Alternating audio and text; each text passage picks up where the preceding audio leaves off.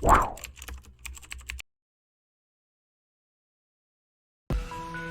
दोस्तों, तो कैसे हैं आप लोग। दोस्तों आज फिर आपका स्वागत है द हिस्ट्री टीवी के एक और नए वीडियो में। दोस्तों आज मैं बात करने वाला हूं एक ऐसे देश के बारे में जो दुनिया के सबसे विकसित देशों की गिनती में आता है। दोस्तों ये देश खान पान से लेकर लाइफस्टाइल तक, टेक्नोलॉजी से लेकर एडिकेट तक अन्य देशों से थोड़ा हटके है। दोस्तों सबसे लंबी आयु वाले लोग भी इसी देश में रहते हैं। यहाँ के लोगों की औसत आयु 82 वर्ष है। और यही नहीं दोस्तों, सबसे पहला परमाणु बम हमला भी इसी देश पर हुआ था। तो दोस्तों शायद आप समझ ही चुके होंगे कि आज मैं जापान के बारे में बात कर रहा हूँ। दोस्तों आपको बता दें कि जापान की राजधानी टोक्यो है, जो कि दुनिया में सबसे अधिक जनसंख्या वाले शहर बन चुका है। दोस्तों टोक्यो को 1968 तक ईडो के नाम से भी जाना जाता था।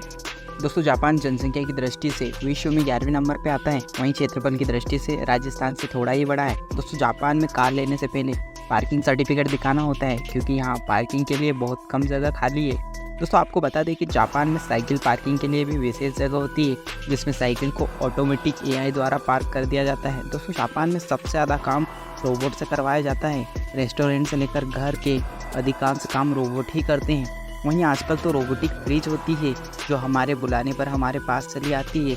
यही नहीं दोस्तों, जापान ने सन 2013 में एक रोबोट को स्पेस में भी भेज रखा है। दोस्तों स्किन पर ग्लो बनाए रखने के लिए जापान के लोग घोड़े का मांस खाते हैं। और यही नहीं दोस्तों, जापान के लोग बहुत ज़्यादा मेहनती भी होते हैं, इसलिए दिन भर काम करने के बाद रात में नहाते हैं। दोस्तों जापान की परंपरा और सभ्यता के लिए ही पहचाना जाता है। यहाँ के लोग एक दूसरे से मिलते समय हाथ नहीं मिलाते, बल्कि किसी भी व्यक्ति के सम्मान में झुककर अभिवादन करते हैं। और जो व्यक्ति जितना सम्मानीय होता है उसके लिए उतना ही झुका जाता है। इस देश के लोग केवल जापानियों के लिए ही नहीं ये सम्मान दिखाते, बल्कि दूसरे देश से आए लोगों का भी इसी तरह आदर और सत्कार किया जाता है। इसके अलावा इस देश के लोग 20 अलग अलग तरीक़ों से माफ़ी मांगते हैं। दोस्तों यहाँ की मुख्य भाषा जापानीज़ है। शोमो जापान का मुख्य खेल माना जाता है। हालांकि बेसबॉल को भी इस देश में बेहद पसंद किया जाता है। दोस्तों यहाँ बाहर से आए लोगों की संख्या केवल 2% है, जबकि 98% लोग जापान मूल के ही हैं। किमी गायो यहाँ का नेशनल एंथम है, साथ ही यह दुनिया का सबसे छोटा नेशनल एंथम है।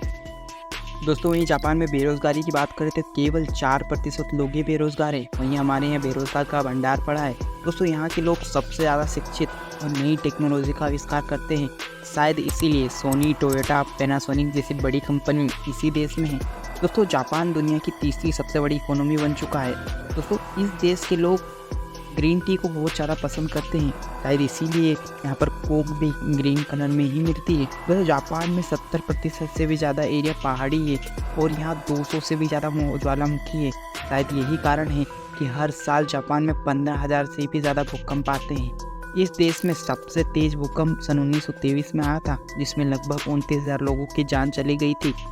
दोस्तों जापान के लोगों को साफ सफाई को लेकर काफ़ी जागरूक है। यहाँ तक कि जापान के स्कूलों में अध्यापक और छात्र मिलकर ही क्लासरूम की साफ सफाई करते हैं। जापान के लोगों को कॉमिक्स बुक पढ़ना भी काफ़ी पसंद है। यहाँ प्रकाशित होने वाली किताबों में लगभग 20% कॉमिक्स बुक्स होती है।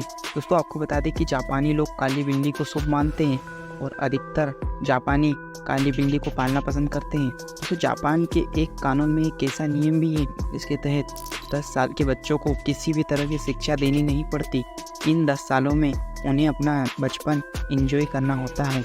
दोस्तों वहीं द्वितीय विश्व युद्ध के दौरान हुए परमाणु हमले के कारण इस देश को बहुत ज़्यादा आर्थिक और सामाजिक नुकसान हुआ। दोस्तों आपको बता दें कि यह हमला अमेरिका द्वारा 6 और 9 अगस्त 1945 को जापान के हिरोशिमा और नागासाकी के ऊपर किया गया था। इन शहरों को वापस बसाने में जापान को काफ़ी समय लग गया। दोस्तों जापान के लोग समय के बड़े पक्के होते हैं, शायद इसलिए यहाँ पर 350 किलोमीटर प्रति आवर की स्पीड से चलने वाली बुलेट ट्रेन 5 मिनट से ज़्यादा कभी लेट होती ही नहीं। अगर ऐसा होता है तो रेल कर्मियों को रेल में सफ़र कर रहे लोगों को माफ़ीनामा लिखना होता है। हालांकि ये माफ़ीनामा सभी के लिए नहीं होता, केवल उन्हीं के लिए होता है जिनके इम्पोर्टेंट काम लेट होने की वजह से छूट गए हो। तो दोस्तों आज का वीडियो यहीं समाप्त करते हैं और मिलते हैं आपसे एक और नई वीडियो में। जब तक देखते रहिए और सीखते रहिए सिर्फ द हिस्ट्री टीवी पर।